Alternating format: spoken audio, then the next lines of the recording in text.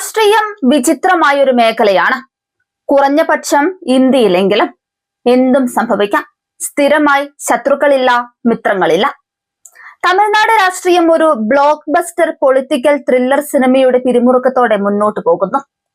കറുത്ത കുതിരയായി വിജയ് തമിഴ്നാട് നിയമസഭാ തെരഞ്ഞെടുപ്പിൽ സീറ്റുകൾ വാരിക്കൂട്ടി.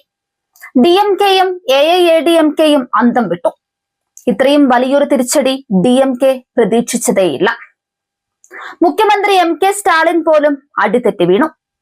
234 അംഗ നിയമസഭയിൽ 108 സീറ്റുമായി വിജയ് നയിക്കുന്ന തമിഴക വെട്രിക്കഴകം TVK ഏറ്റവും വലിയ ഒറ്റകക്ഷിയായി. കേവല ഭൂരിപക്ഷത്തിന് 118 അംഗങ്ങളുടെ പിന്തുണ വേണം.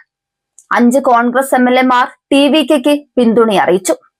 ഇതോടെ DMK പിണങ്ങി. 113 പേരുടെ പിന്തുണയോടെ സർക്കാർ രൂപീകരിക്കാൻ വിജയ് ശ്രമം തുടങ്ങി. എന്നാൽ 118 പേരുടെ ഒപ്പുണ്ടെങ്കിൽ മാത്രമേ സത്യപ്രതിജ്ഞ നടക്കൂ എന്ന് ഗവർണർ രാജേന്ദ്ര ആർലേക്കർ നിലപാടെടുത്തു.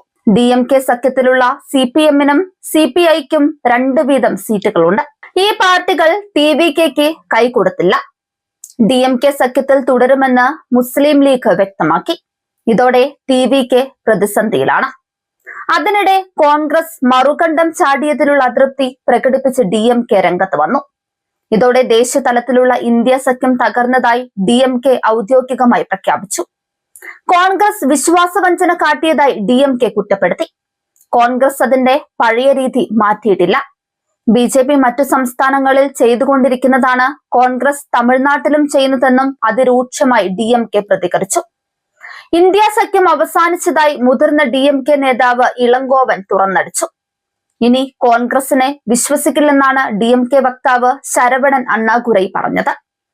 DMK-യുടെ സഹായത്തോടെയാണ് കോൺഗ്രസ് തമിഴ്നാട്ടിൽ 5 സീറ്റ് നേടിയത്. ഈ സീറ്റുമായാണ് കോൺഗ്രസ് ഇപ്പോൾ TVK-ക്കൊപ്പം പോകുന്നത്. അത് രാഷ്ട്രീയ ധാർമ്മികതയ്ക്ക് നിരക്കുന്നതല്ലെന്നും DMK തുറന്നടിച്ചു. എന്നാൽ വർഗീയ കക്ഷികളെ അകറ്റി നിർത്താനാണ് കോൺഗ്രസ് TVK-യെ പിന്തുണയ്ക്കുന്നത് എന്ന ന്യായീകരണമാണ് നേതാക്കൾ ഉയർത്തുന്നത്. എന്നാൽ DMK സഖ്യം ഉപേക്ഷിക്കുന്നത് കോൺഗ്രസിന് വലിയ തിരിച്ചടിയാകുമെന്നാണ് വിലയിരുത്തൽ. ബംഗാളിൽ തൃണമൂൽ ബന്ധം വിട്ട കോൺഗ്രസ് തമിഴ്നാട്ടിൽ DMK കൂടി പിണക്കുന്നത് 2029-ലെ ലോക്സഭാ തെരഞ്ഞെടുപ്പിൽ വലിയ തിരിച്ചടിയാകും.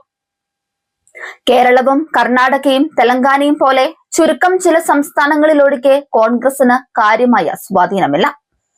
DMK-ക്കൊപ്പമല്ലാതെ ഒറ്റയ്ക്ക് നിന്നാൽ കോൺഗ്രസിന് വലിയ പ്രഹരമേൽക്കുമെന്ന് തന്നെയാണ് രാഷ്ട്രീയ നിരീക്ഷകർ പറയുന്നത്.